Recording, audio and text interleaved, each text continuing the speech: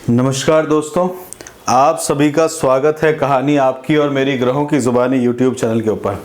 इसमें आज जो हम लोग बात करेंगे कर्क लग्न के लिए कैसा रहने वाला है 23 मई से 29 मई तक का समय।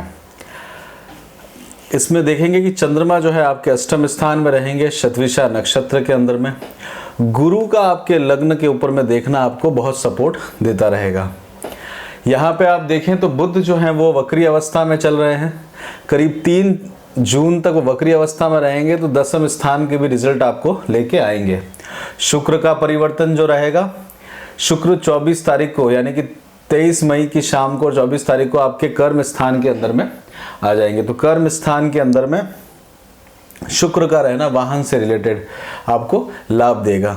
शनि देखिए आपके लिए देखिए सप्तम और अष्टम स्थान के स्वामी हैं, और शनि का यहाँ पे रहना आप अपने धनिष्ठा नक्षत्र यानी कि मंगल के नक्षत्र में, और मंगल का जो है वो अपने आप में उत्तरा भाद्रपद नक्षत्र में यानी कि शनि के नक्षत्र में रहना, तो अपने आप दोनों में ही नक्षत्र परिवर्तन है, परिवर्तन योग बना है आपके भाग्य स्थान में, साथ के साथ में आपके अष्टम स्थान में। आपके अष्टम स्थान जो है वो बेसिकली आपके लिए जो है पेट से नीचे वाला पार्ट है, वहां पे रहेगा। और अगर आपके चार्ट में मंगल और शनि का पोजीशन अच्छा है तो भाग्य का सपोर्ट आपको मिलेगा। साथ के साथ में हेल्थ का भी एक तरह से ध्यान देने की इसमें आवश्यकता रहती है। और गुरु अपने ही घर में बैठे हुए हैं, केंद्र के अंदर में त्रिकोण के अंदर में बैठे हुए हैं, तो यहाँ पे वो आपको बलशाली बनाए हुए हैं। इसके अंदर में चंद्रमा जब जाएंगे शतविषा नक्षत्र के अंदर में, तो शतविषा नक्षत्र के अंदर में चंद्रमा का ये मूवमेंट रहेगा।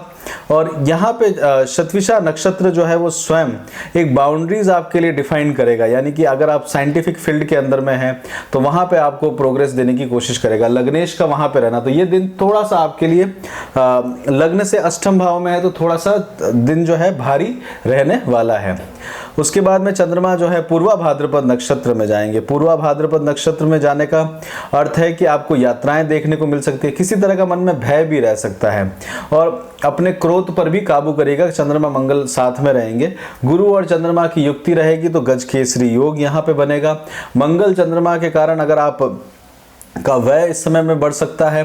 साथ के साथ में घर के अंदर में 1 2 3 4 5 6 7 8 अष्टम दृष्टि से मंगल केतु के ऊपर में देख रहे हैं। केतु स्वयं गुरु के नक्षत्र में यानी कि विशाखा नक्षत्र में उनका मूवमेंट चल रहा है, तो मंगल के साथ साथ में गुरु का एक कॉम्बिनेशन हृदय स्थान में आपका बनते हुए आपको लेके आएंगे। मंगल जो है देखिए आपके लिए कर्म स्थान के स्वामी भी हैं और संतान पक्ष के स्वामी भी हैं, तो संतान के लिए जो है एक थोड़ी सी नर्वसनेस क्रिएट करते हैं। पूर्वा भाद्रपद नक्षत्र जो है कई बार संतान के लिए क्रोध भी उत्पन्न कर सकते हैं आपको, और किसी पास्ट और फ्यूचर को देख के आप उसकी चिंता या उसकी गणना में अपने आप को यहाँ पे 24 तारीख का दिन आपका बीतेगा। 25 तारीख को उत्तरा भाद्रपद नक्षत्र में जाएंगे चंद्रमा। रोहिणी नक्षत्र के अंदर में सूर्य का गमन भी रहेगा, तो चंद्रमा का जब उत्तरा भाद्रपद नक्षत्र में रहेंगे तो एक तरह से आप समझिए कि आपको किसी भी तरह का मूवमेंट लेने का, यात्राओं का योग इसके अंदर में बन सकता है। साथ के साथ में किसी तरह का दान पुण्य के लिए चैरिटेबल ट्रस्ट की तरफ में आपका ध्यान केंद्रित हो सकता है। अष्टम भाव में शनि स्वयं बैठे हुए हैं, तो गुप्त दान की तरफ में आपका ध्यान आपको बनते हुए दिखेगा। इन लॉस के परिवार की तरफ अपना सामना भी हो सकता है। साथ के साथ में उत्तरा भाद्रपद नक्षत्र और गुरु दोनों साथ रहेंगे, तो धन से रिलेटेड आप कार्य को करते रहेंगे, अपने ऊपर आप कार्य को बढ़ाते रहेंगे। साथ के साथ में अपने शत्रुओं के ऊपर में काम करने का आपको मौका मिलेगा। उसके बाद चंद्रमा रेवती नक्षत्र में जाएंगे, बुध के नक्षत्र में जाएंगे। रेवती नक्षत्र और बुध इस समय में वक्री अवस्था में चल रहे हैं, उपचय स्थान में बैठे हुए हैं, तो आपको मेहनत करनी पड़ सकती है। और चंद्रमा जो है वो आपके त्रिकोण के अंदर में बैठे हुए हैं, तो यहाँ पे भाग्येश और लाभेश का संगति बैठ रही है, और कर्म क्षेत्र से रिलेटेड काम को आप करते हुए दिखेंगे। इस समय में शनि जो है वो आपको आपके भाग्य स्थान पर चल रहे हैं, राहु जो है वो आपके भाग्य स्थान पर प्रभाव डाल रहे हैं, और बीच में चंद्रमा और साथ में चल रहे हैं, तो एक तरह से चंद्रमा की उपासना, चंद्रमा के लिए जो है वो आप इस समय में देखें तो दान कर सकते हैं। मंदिर के अंदर में चावल या दूध का दान देने से आपको लाभ देखने को मिलेगा। कर्म क्षेत्र में अगर आपके तनाव बना हुआ है तो। हालांकि कर्म क्षेत्र के अंदर में आपकी डोमिनेंसी बनी हुई आपको दिखेगी। उसके बाद में चंद्रमा अश्विनी नक्षत्र में जाएंगे। मेष राशि के अंदर में प्रदोष व्रत रहेगा आपका। हृदय के अंदर में आप आध्यात्म के प्रति आपका ध्यान केंद्रित होगा। केतु आपके 4th हाउस में बैठे हुए हैं, मोक्ष कोण के अंदर में आए हुए हैं।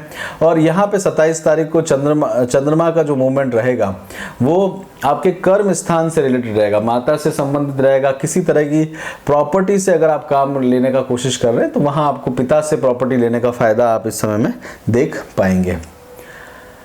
शुक्र भी चल रहे हैं तो किसी तरह की नई खरीदारी आप कर सकते हैं। आपको किसी तरह का आपके लिए एक मतलब विलासिता की तरफ में रहेगा। साथ के साथ में खर्च भी आप इस समय में अपने आप को करते हुए देखेंगे।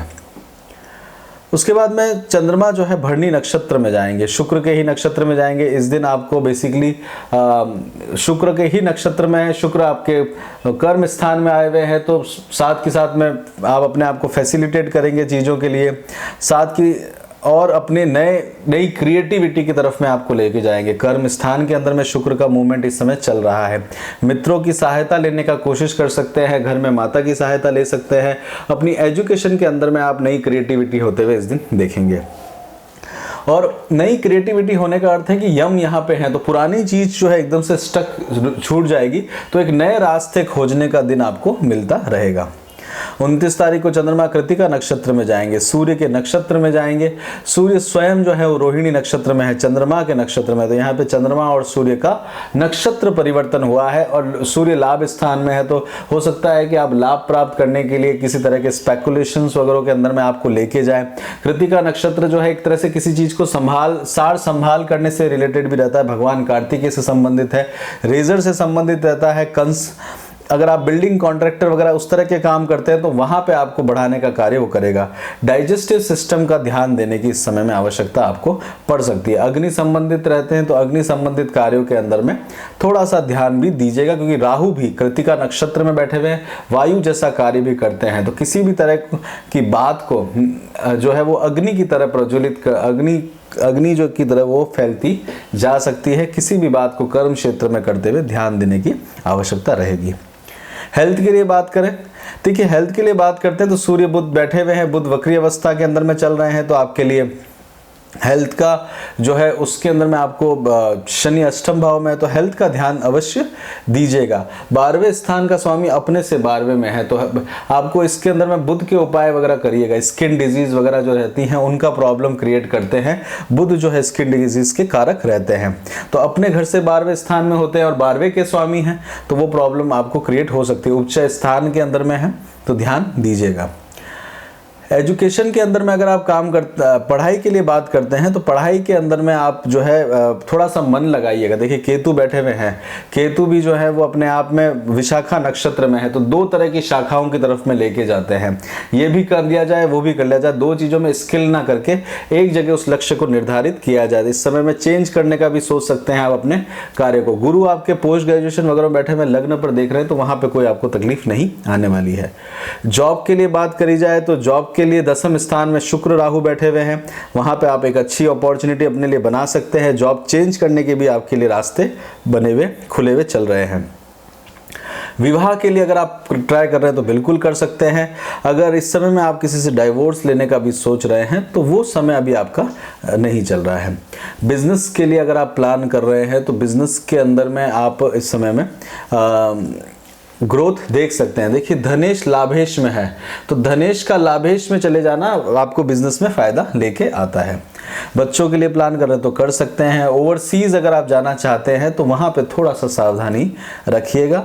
घर खरीदना या बेचना चाहते हैं तो घर बेचने के चांसेस है, घर चेंज करने के चांसेस है, हो सकता है कि रेंटल घर के अंदर में मूव ऑन करना पड़ सकता है।